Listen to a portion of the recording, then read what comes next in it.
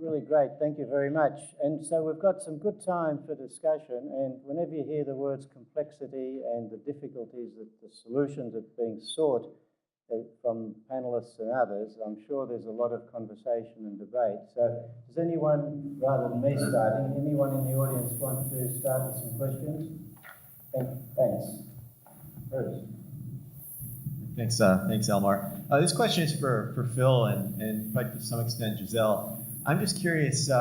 We heard yesterday Indisha, Shea Felix spoke from Indisha, and he talked about the challenges of dealing with customs authorities, and I know there are a lot of people in this room that have opinions about the advantages and disadvantages of postal customs clearance.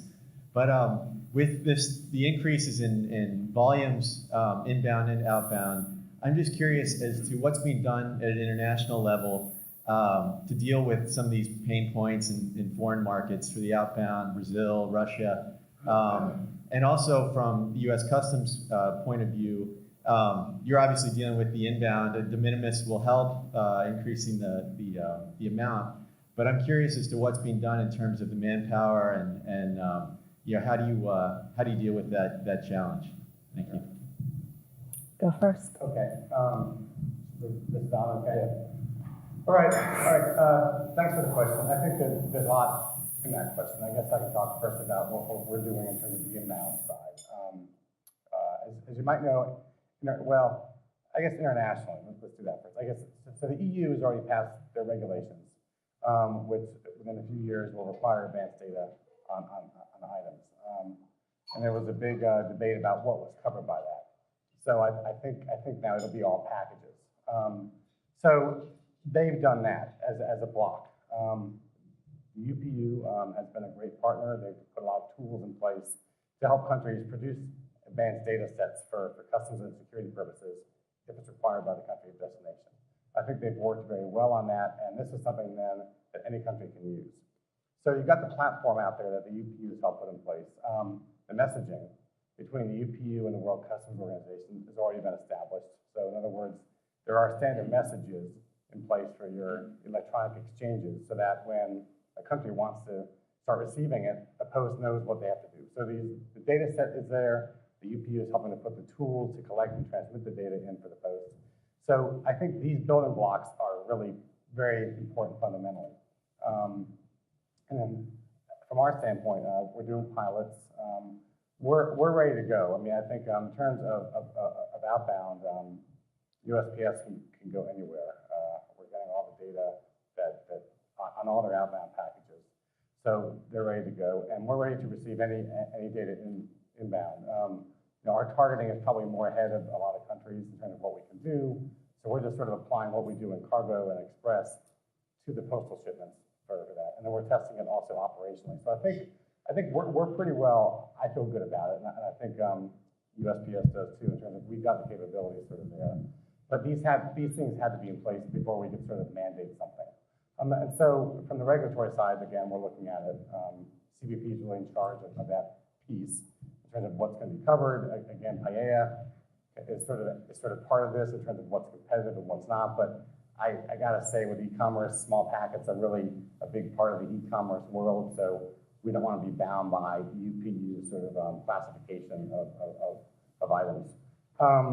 So I think the advanced data is going to be key to this because, as you said, in terms of the volume and what we're coping with, if we can sort of do more with data, that's going to help everybody, and I think that's going to be really important. So, do you want to add any of that? No, I'm sorry, am I off? I'm on? Okay. I'm just going to echo what Phil said around advanced data. I think is critical, is very important. And when we get advanced data on the import side, we use it to help us build credibility and trust with the customs partners. And likewise on the export side, trust is very important. So if you're sending product to a country and that country trusts that the labels, the quality of the data you provide is good, then the process goes smoothly and you provide a credible service to your customer that can be reliable. And it starts with capturing the data electronically upfront and sending that data in a timely fashion. So those are the key pillars to really building out a more efficient, robust customs process. just thinking, first Jeff talked about what you say, critical transparency. Well, I'd say I don't know any operator or postal company that is happy with the customs interaction. We had a slide of 5 points, and they look terrific on words. When we come down to practice, the customs officer sitting next door, just before the sorting centre, the posts hate it, the carriers hate it, none of it sort of works. There's an inconsistency somewhere between the policy nicety and the practical reality of the order. So are you talking about U.S. customs or Customs generally, but not excluding the US customs. I think it's a challenge. I think, honestly, some forms probably work better than others. But there are a lot of limited resources out there. The volume of imports. So I think we try to work in cooperation. I think the experience with some operators might be different than like ours. It's where people see that and whatnot. So I think we are trying. I think again with the trade partnership programs and with things like the automated data, and on the passenger side, you look at global entry, things like that. We're trying to make things easier where there is trust. I think Giselle has a good point about trusting your traveler or trusting your importer. So we try, and I'm sorry about your experiences. If you have something that's specific, let's talk afterwards. Yeah, I was gonna just say in our experience with customs, we very carefully screen and provide free data on all of our shipments, and we have a 99.9% compliance rate with customs. But from our large shippers, I'll just give an example of China, we reject, they know that we will not take items that have an intellectual property issue or that have a safety issue or that otherwise banned. But we know that a lot of those products that we won't take still end up coming through the other channel. So did you just want to speak to that briefly? No, I think that's a good point about compliance. I think, we've worked hard to sort of educate consumers on what you can send, what data you need to give us, what form you need to fill out. And often it's not a customs issue. It can be an issue with Fish and Wildlife, or someone who doesn't know what's required. This is why people get brokers and people who know what they're doing. So I think there is sort of a give and take. I mean, we try to do it, but people have to do it. I mean, some of the postal forms we've seen have been, a gift to somebody, and well. Anything else from the floor? Yes, just a few.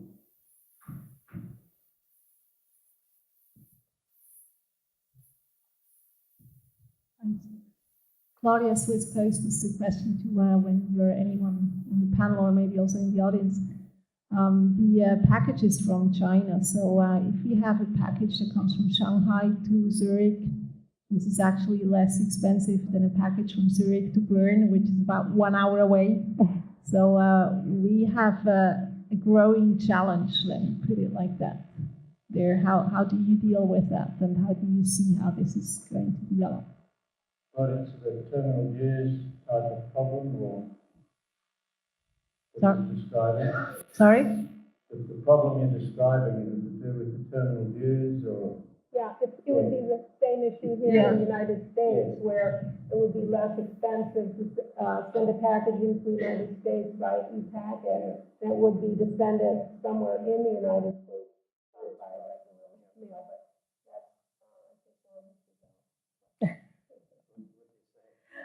Well, obviously there's been a lot of discussion about this, and a lot has been written up about it. The terminal dues rates are established via the UPU, and I think Joe Murphy will be up here later. He could address it as well.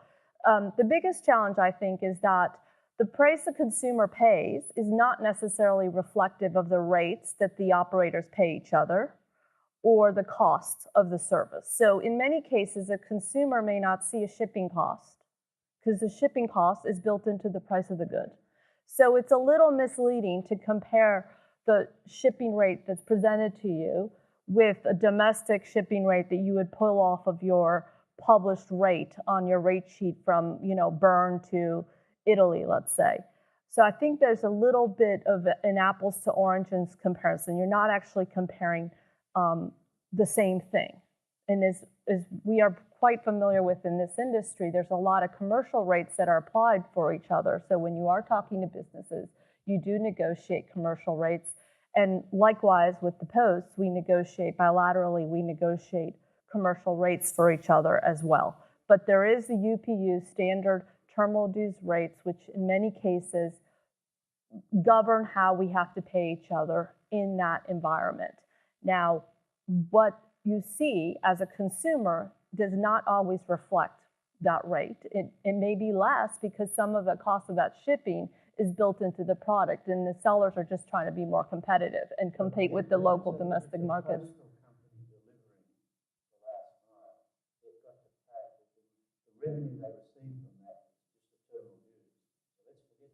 It may not be. It may be they may be a bilateral. They may have negotiated something differently. Yes, we do. It's possible they don't, right? You feel that you're delivering small China packets profitably, so to speak. Are you confident about that? I can't speak to that publicly right now. That's sensitive information. Elmer, could I add to that?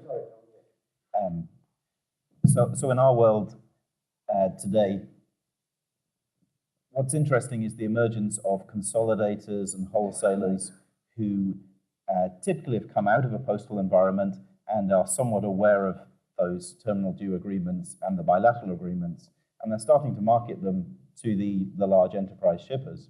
So we facilitate that. So to give one example, I was looking at a facility in the London area, and there were packages from China labeled with a Hungary post label for injection into Brazil. I don't know how the tariff works behind that, but someone's figured it out.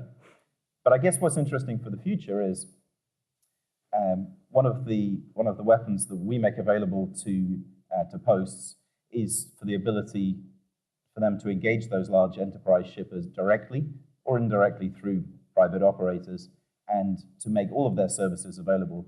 Because one of the truths today is where terminal dues apply or punitive bilaterals are in place, typically they get dumped in the untracked services or the low-grade services, and they don't get delivered fast. And the number one beef of cross-border consumers, and I think these are table stakes, are tracking and short delivery times. So the weapon is get the best of your services out there in your major origins. So if it's China, take your services to China, either directly or indirectly. Anything else from the audience? Okay, I think, yes, sir. I have a question maybe for Phil.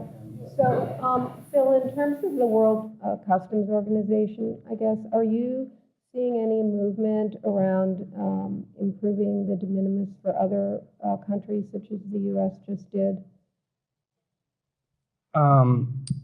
Yeah, it's sort of outside of our lane in the sense that really it's a U.S. trade issue. I mean, we implement it. But it does come up a lot with trade agreements, like with the WTO, more than WCO. But again, we implement it. Anything further from there?